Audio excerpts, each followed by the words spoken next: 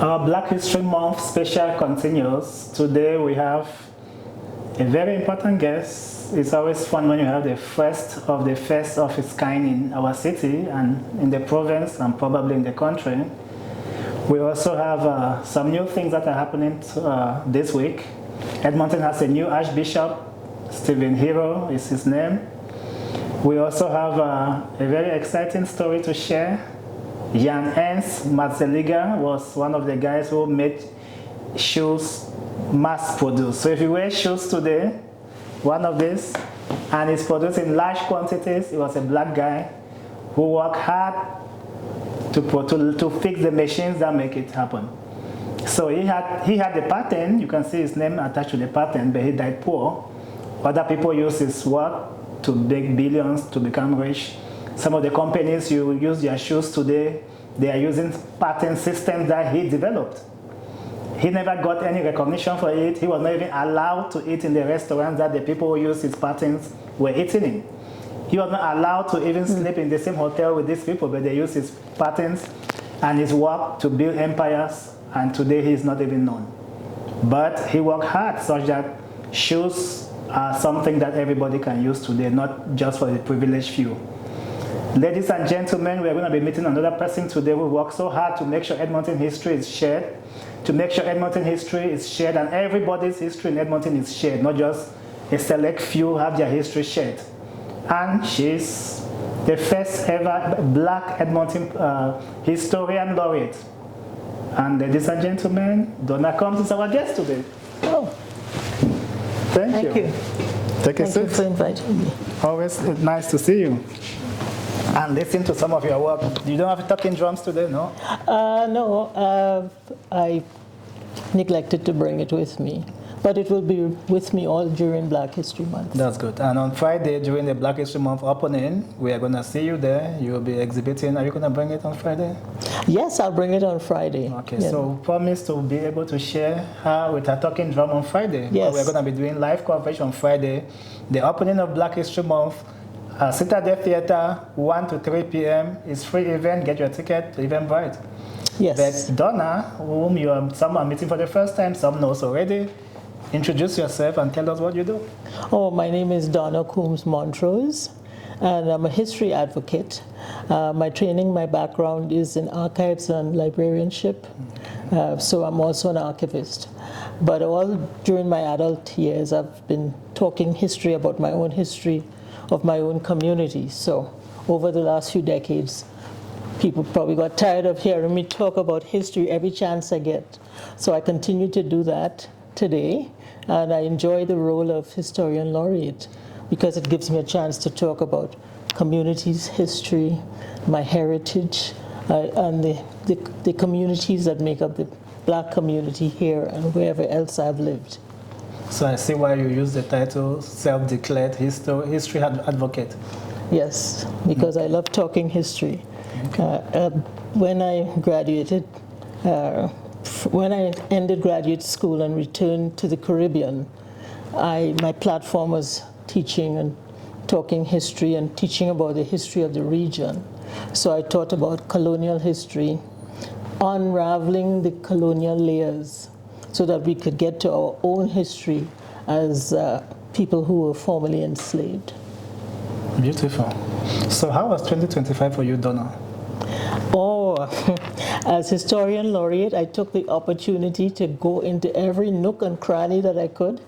So I was engaged in telling stories or making presentations far and wide at public libraries, at special events, even private events when asked, for organizations that normally have the Historian Laureate as part of their calendar annually.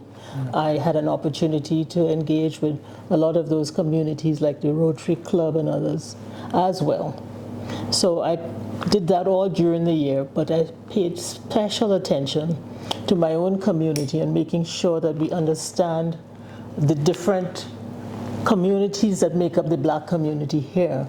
And my intention was to drive that engine of understanding each other, so at the end of the journey, we would have moved ahead with understanding who our populations are. and what our history has been along the route for the last couple of centuries. So you were busy in 2025? Yes, I was very busy. Now, 2026. But I did take time to travel. Oh, I went to Ghana and South Africa. Oh, wow. Yes. So in Ghana, you went to see the castle where the slaves... I went to Elmina Castle. Okay. And in fact, I brought back some sand from Elmina Castle. It was a very moving experience. And because at the castle, on the third floor, on the top floor, the enslaved people were in the dungeons in the bottom. Yeah. And on the third floor, there's a Catholic church. So there's a big cross overlooking the courtyard where the enslaved people on their journey to the coast to be loaded on the ships, the priests could pray for them, they didn't consider them as people having souls, but they would pray for their safe journey to their next destination, to be in chains all the way to across the Atlantic. I found that so hypocritical, but I didn't create slavery. So I just have to understand its impact on me, because I live with the trauma from that period, of what my ancestors may have experienced. I understood that during slavery, white evangelicals in the U.S. saw it a bit different from the black community, because to them, as long as you are a slave owner and you believe in Christ, you are not committing any sin. So it was okay to have a slave and still be a good Christian. Yes, so there were a lot of government officials who owned slaves, even in Canada. So we are unraveling our history bit by bit. Good. So 2026, you had a lot of 2025. What's coming up in 2026?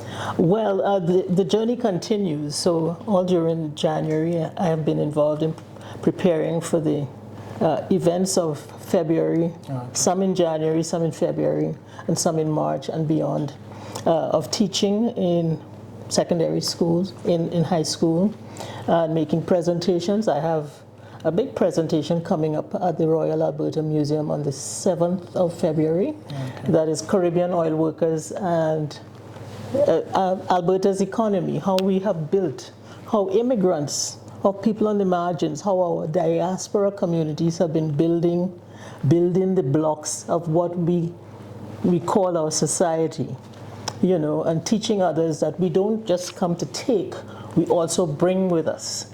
And our suitcases are always packed with our knowledge, our heritage, whatever we have brought from the home countries to come here, that's what we pack in our suitcases. It walks with us, all of us.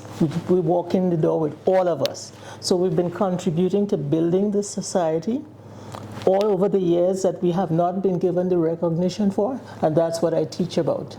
Good. And this event is going to be at the... This is just one of the events I'm involved in at the Royal Alberta Museum. Okay, so before going to the Royal Alberta Museum on January 30th, you are going to be on doing February something? the 7th. Yes, that's on February the 7th. Yes. Before going to the Alberta Museum on January 30th, you have something coming up with Black History Month opening at the Citadel Theatre. That's before the 7th of February. No, this event I'm mobilizing for the 7th. I'm mobilizing all the oil workers who have contributed to building Fort McMurray from the 60s. They are going to be present. On the 7th of February? On the 7th. At the Royal Alberta Museum? Yes. Okay. Before that date, you have another event. Yes. On January 30th. Yes. At the Citadel Theatre. Yes, I do. Opening of Black History Month. Yes. What will you be doing? I will be sharing knowledge as usual. I will be probably having a booth where I have panels of our historical journey as a black community, starting with those who came up from the Deep South, from Oklahoma and Texas at the turn of the last century, and sharing that information with the public, because that is where our community started in larger numbers. We had trickles of people coming before that as translators during the period of the fur trade and so on. But significant numbers started to come in 1910, but they were kept at the borders for 2 years. And then they were sent to Amber Valley and environs, because they said they didn't expect black people to answer advertisements in the Oklahoma newspapers. So that has been our history. And so we need to know how we have fared. Some of them had just come out of the period of slavery. Like my friends I have from Amber Valley will talk about their grandparents and great-grandparents, and even John Ware, when he arrived in Calgary as a horse trainer, he had just come out of that period of enslavement. And so we have a lot of heroes that we don't recognize or don't know the trials and tribulations we have experienced in coming to this land. So that's what I like to talk about. And I like that. Yes. There's rich history for some of us who came recently to Canada. It's important history to know those who paved the way for the wonderful world that we see today. So yes. Thank you for doing all this work. Yes, I have. I do community histories as well. Okay. Pockets of black communities where we've lived. At the public library in Jasper Place, for example, on the 17th of February, I have assembled all of the black principals who have lived in Jasper Place. Okay. We're having a public show. I've interviewed a lot of them. For example, one such person is Johnny Bright. Johnny Bright was the top running back in all of North America in the 1950s from Nebraska University. And he was attacked by the Ku Klux Klan while he was carrying a ball on the field. And they broke his arm. They broke his jaw first. And he continued to play with a broken jaw, and then they broke his arm. So he had to be taken off the field on a stretcher. And he said, I will never live in the United States again.